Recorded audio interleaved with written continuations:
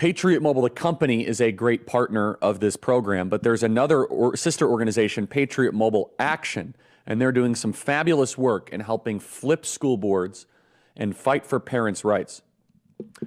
Joining us now is Lee Wambsganss. I hope I said that right. Lee, welcome to the program.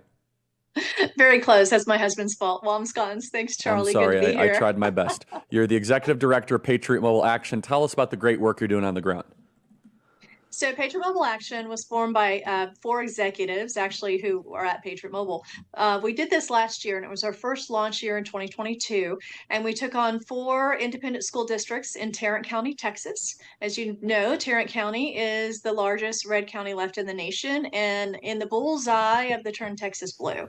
So we took on four school districts. It was 11 seats. We won all 11. They weren't slam dunks. One of them went into a runoff. We had to work very hard, but ultimately what that means is over 100,000 North Texas students who before May 2022 had liberal leadership on their school boards, after May 2022 had conservative majorities on their school boards. Mm-hmm. Well, that's amazing. So talk about some of the active work that you're doing from candidate recruitment, and how can this scale to other places? So, there's just no easy answer. It's hard work. We don't publish a blueprint because, just like any football coach doesn't give the other team his playbook, we work hundreds and hundreds of hours, and we spend hundreds of hours on the phone coaching local communities on how to run campaigns, how to recruit candidates, and how to win their school boards back. And Charlie, you and I go back before the Patriot Mobile Action in Southlake, Texas, which is the city that's making education news in Texas this week. You came in when we formed Southlake Families, and Southlake Carroll ISD was one of the first communities to fight back against the critical race theory, and we made national news. What we were doing wonderfully is organizing adults. And in our organizational meeting, a high school senior stood up and said, "What can we do? We need something for the kids." And we were gobsmacked. We hadn't even thought about creating anything for the kids. And so we created a committee, and you came to town, and over 200 showed up to hear you talk. And you could see those kids looking around at each other going, "Wow, I'm not alone. I'm not alone. We can stand together." And I'm telling you, you changed the culture of that high school. Well, that's very The kind. next week, kids that had been muzzled and their free speech had been squashed, they were wearing their flag shirts, they were wearing their Trump socks. It was a completely different culture when you came to town. I just want to thank you again for that. Praise God. Thank you for saying that. And that's exactly what we need. We need to start a movement of courage and of conviction. And so then talk about what happens once you win, because sometimes people say, well, it's one thing to win the school boards, it's another thing to actually implement change. Talk about what Patriot Mobile Action is doing to actually fight for virtue and parents' rights once you're able to win these school boards. Absolutely. One of the first important points is this is never a one and done. This is every year, every election, it will never end. The second we take our eye off the ball, the liberals will control the majorities again.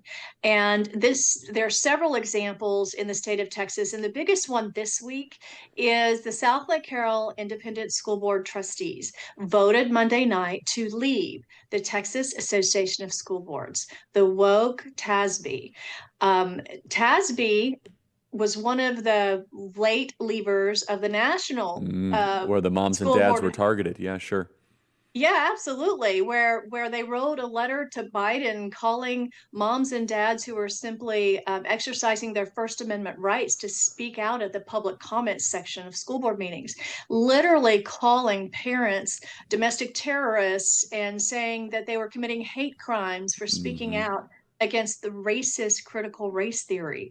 So the fact that it took TASB a little over 8 months, almost a year, to leave the National School Board Association after this, that was one of the reasons the Carroll ISD trustees cited in their resolution to non-renew their membership with the Texas Association of School Boards. But that's just one thing. It is ironic, Charlie, last May 2022, when there was a rash of conservative victories in school boards across Texas, that 2 weeks later, TASB left the National Association. I don't think that would have happened had we not had all of those victories. But they still kept their liberal ideologies. For example, September 2022, in one of their conferences, where thousands of school board trustees and independent school district superintendents and their high level administrators come to get educated, and they get their continuing ed points in the breakout classes and learning sessions. They were holding all kinds of LGBTQ and really woke classes. They even brought in an LGBTQ student to talk. Over half of one of the classes, one of them was run by the Texas ACLU, and it was just still woke training. In addition to that, one of the reasons that Carol cited as leaving TASB in their meeting is their lobbying efforts at the state of Texas down in Austin.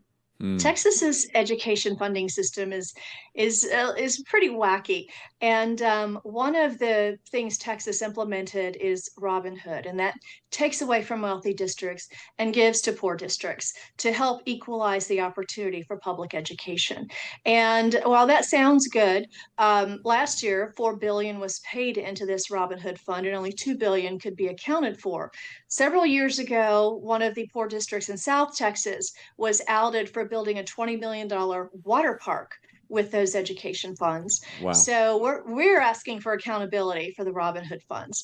But additionally, we're just really congratulating South Lake Carroll for their courage. They're one of the first major districts to leave TASB, and this is already starting a big buzz and a ripple effect across Texas. All of those services that TASB says that they're really providing to school districts, the workers' comp insurance, and those kind of things, those are all available on the free market. And I think we're going to, in South Lake, be trailblazers and show the rest of Texas and the rest of America that you do not have to stay under the chains of these woke organizations who do not have your school district, do not hold your teachers or your students' best interests at heart.